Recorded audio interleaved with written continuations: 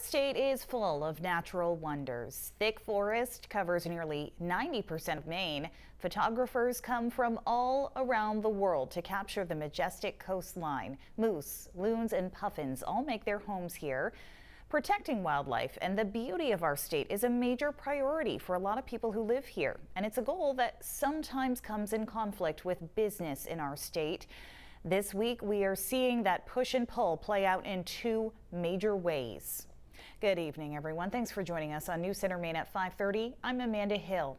On the Kennebec River, an effort to protect endangered salmon is raising concerns about jobs at a nearby mill. We'll get to that story in a few minutes. First, NECN's Dustin Vladkowski tracks the fallout from new federal lobstering rules. Leaders in our state are already warning the plan to protect whales could cripple Maine's lobstering industry. They're calling it unacceptable, extremely troubling, or in the words of Maine Senate President, a slap in the face. Tuesday, the National Oceanic and Atmospheric Administration, or NOAA, announced it would close off a section of ocean off Maine to all lobster fishing with ropes every year from October to January, beginning in 2022. There are other new similar restrictions all over New England, but Maine is the nation's largest lobster producer. NOAA Fisheries and our partners are dedicated to conserving and rebuilding critically endangered North Atlantic right whales. In their press conference on the move, NOAA reiterated that rope-less fishing would be allowed. We will also allow fishing with ropeless gear that does not use buoy lines in new and existing restricted areas, shown here in green and blue, with the appropriate permit. However, that technology is not in widespread use. Maine's governor said months ago that implementing ropeless systems would bring challenges, including how to pay to convert all the traps over. Mills also said then that lobster trap builders and rope manufacturers would face a, quote, deeply uncertain future. In their message yesterday, the Maine lawmakers reiterated that type of stance and pointed out there is data showing ship strikes, fishing gear in Canada are causing more problems for whales. Their bottom line is that NOAA's new rule harms the lobster industry as a whole.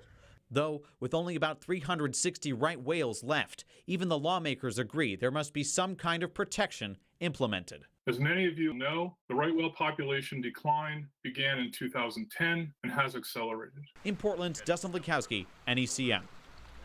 So let's get some perspective here and take a closer look at why lobstering gear is a threat to whales. Some video posted by the New England Aquarium is a simulation of what can happen when a whale comes upon a lobster line. The whale rolls as it passes, snags the line on its fins, and then gets tangled. NOAA Fisheries estimates more than 85% of right whales get tangled in fishing gear at least once in their lives.